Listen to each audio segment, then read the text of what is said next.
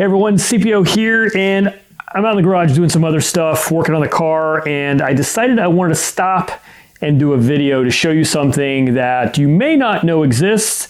Just came out, CJM Industries. So my buddy Chris over at CJM just came out with these new Strut Tower drill guides. And I got them because eventually I'm probably going to want to drill out my strut towers, but I'm not doing it today. But I will show you how this works, why you might want to do it, and yeah, let me show you.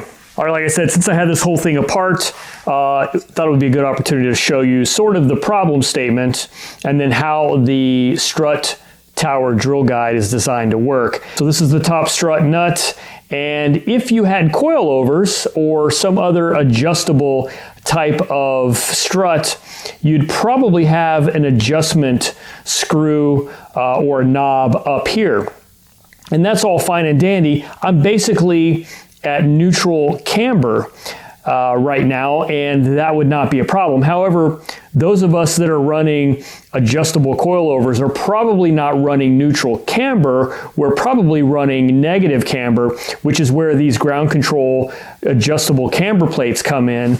And you can see here, with just a little bit of a shove, I can push my camber all the way over. And now you can start to see where if I had an adjustment screw here, it might actually hit the top of the strut tower. Now you can see where I have these things adjusted pretty much at max camber. If I had an adjustment screw sticking up here, there's no way I would be able to get to it with the strut tower the way it's cut out right there. What we need to do is expand this hole to make room. So either we have clearance if this is hitting, or we can get to an adjustment screw. That's where these CJM drill guides come into play. And I'm just going to set this right up here. So it's designed to bolt into your strut tower. Basically what you would do is remove your entire strut assembly and your coilover or whatever you have in there.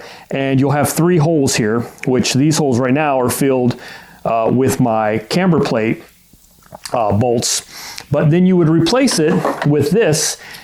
You undo these, leave the standoffs on, push it through from the bottom, tighten it down, right? So then what you have is basically this device mounted in the same place that I have my adjustable camber plate. What that allows you to do is have a guide for a hole saw so that you can get a nice, clean, centered cut and just widen that hole out. A lot of people tend to use Dremels or Sawzalls or something, and man, I've seen some hack jobs. So what Chris decided to do was make a guide for somebody to do this job properly. Now he has 2 different sizes here. One of them is a 2.5 inch and one of them is a 3 inch. It just depends on how wide you need to open up your strut tower. They will only line up one way. There we go, that's the way. It just depends on how wide you need to open things up. And you can do the 2.5 or the 3, or you can get a kit like I did with both of them. That way, if you're not sure, you've got them both, or if you do a lot of vehicles, it makes it convenient. So this is what the strut drill guide comes with, if you get the full set, or one of them if you get the singles. But what you need to get is also the actual saw that you're going to use that does not come with it. So this is a 2.5 inch hole saw. This is a 3 inch hole saw. These are by Spider. These are carbide tips, which is what's recommended by Chris over at CJM. And then also you're going to need an arbor so you can connect the hole saw to your drill. All right, so for example, we'll go ahead and connect up this 2.5 inch to the arbor. And then we have the 2.5 inch guide set with the standoffs. Again, this would all be out of place because you don't want to be drilling with your stuff in there.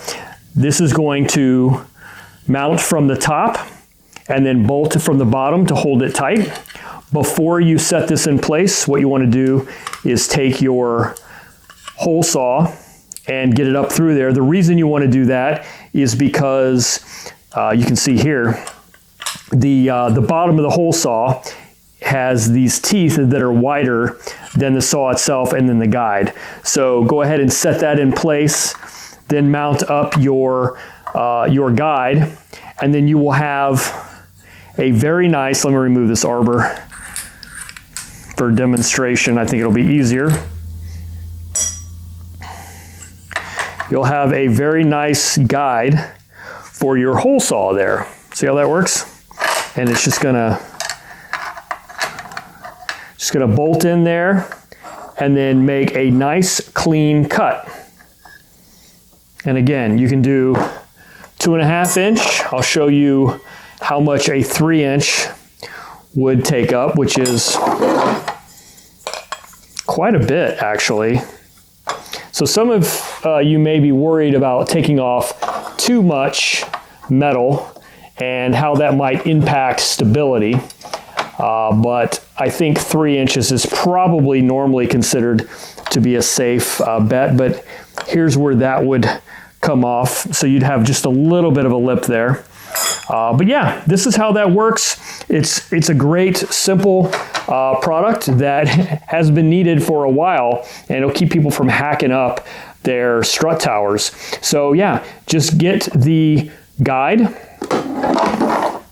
Again, mount it, and then you're going to take your hole saw with the arbor connected and insert it in there, and then it will allow you an easy way to make a clean cut that is show beautiful. And then once you do that, you're going to have bare metal. I would hit that with some touch-up paint or something like that. But yeah, that's going to open that up cleanly and give you good access to your adjustment for struts or coilovers. Anyway, guys, I hope you found that helpful. Just wanted to do a quick video, like I said, because I was out here working and I thought it was a good opportunity since I had all of this apart. Chris does provide instructions on how to get this far if you haven't done this process before. But to be honest with you, if you need to cut your strut, you probably know how to get this far anyway. So anyway, guys, that's it. Thanks for watching. I'll catch you on the next one.